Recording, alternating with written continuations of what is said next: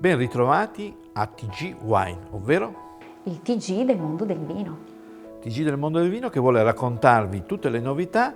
Abbiamo avuto un 2018 scoppiettante, ma il 2019 si preannuncia ancora più importante.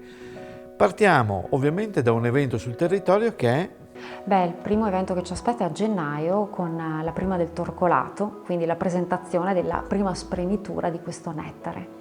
È bellissima, è una festa per tutti gli appassionati, una festa del paese di Breganze e naturalmente quando si parla di Breganze e di Torcolato parliamo di un nome, Maculan. Maculan è stato l'inventore di fatto, il primo che ha creduto in questo vino, questo meraviglioso passito che ha ottenuto da uva vespaiola in purezza, che è un vitigno autoctono locale. E Fausto Maculan non solo ha creduto in questo progetto e lo ha realizzato, ma anche è riuscito a renderlo famoso nel mondo questo vino. Quindi.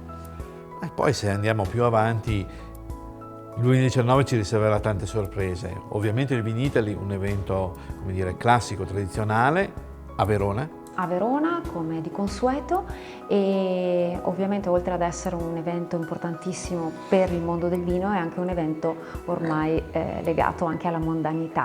Ma Verona quest'anno ospiterà un altro evento importante. Siamo insieme con Ice Veneto per che cosa, Emanuela? Quest'anno il congresso nazionale dell'Associazione Italiana Sommelier si terrà in Veneto, a Verona, quindi i sommelier di tutta Italia verranno qui per incontrarsi e parlare di un tema importantissimo quest'anno, che sarà l'enoturismo. Ma io direi proprio di andare ad ascoltare il presidente Marco Aldegheri, presidente di Ice Veneto, che cosa ci ha raccontato in merito. Il prossimo congresso che sarà in terra veneta, a Verona, precisamente in autunno-inverno?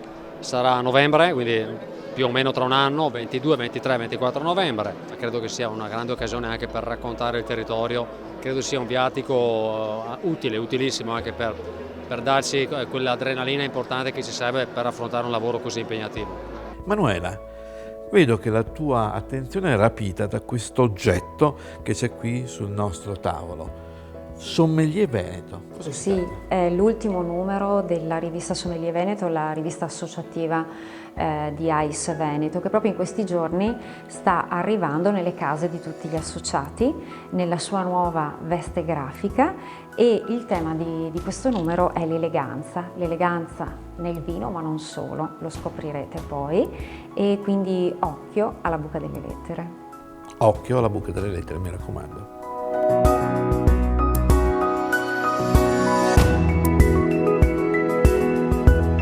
Parliamo di Ice, anzi parliamo dei sommelier del Veneto, ci stiamo avvicinando a Natale, ma i sommelier del Veneto, dell'Ice, hanno già festeggiato, vero Emanuela? Sì, hanno festeggiato proprio qui nel capoluogo rodigino e per la prima volta sono stati ospiti della delegazione di Rovigo che ha organizzato una festa proprio in pieno centro storico in una location davvero stupenda, il Salone del Grano all'interno della Camera di Commercio. E sono arrivati quasi 200 ospiti da tutto il Veneto e non solo, perché ospite avevamo anche il presidente di Ice Trentino, Mariano Francesconi, ed è stata una festa bellissima dove hanno sfilato sulla tavola i migliori prodotti del Polesine abbinati a una selezione preziosissima di champagne a cura di Ice Veneto. Pranzo di Natale dei sommelier di Ice Veneto che si è chiuso ovviamente con il re delle tavole di Natale, il panettone.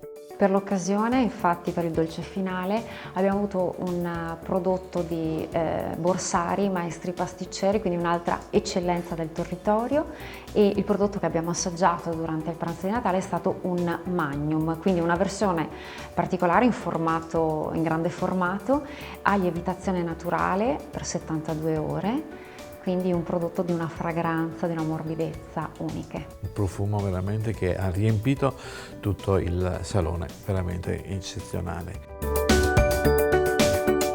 E siamo qui in compagnia di Roberto Gardina, anzi tu non sei il nostro ospite, siamo noi che siamo tuoi ospiti in questo bellissimo spazio della famiglia Gardina, lo spazio di quota 101 a Rovigo.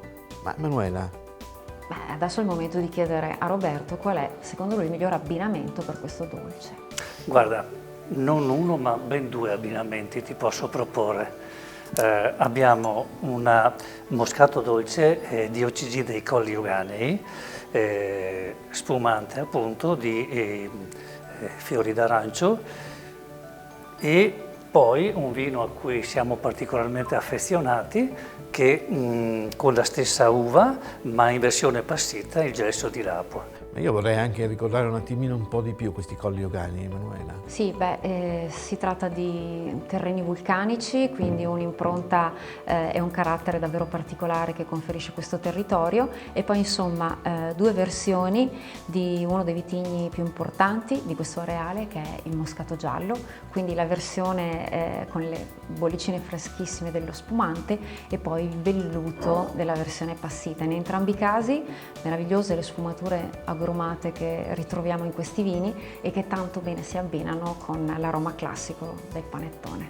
Bene, quindi a voi naturalmente il compito poi di darci un feedback su queste produzioni di eccellenza che noi oggi abbiamo cercato di raccontare.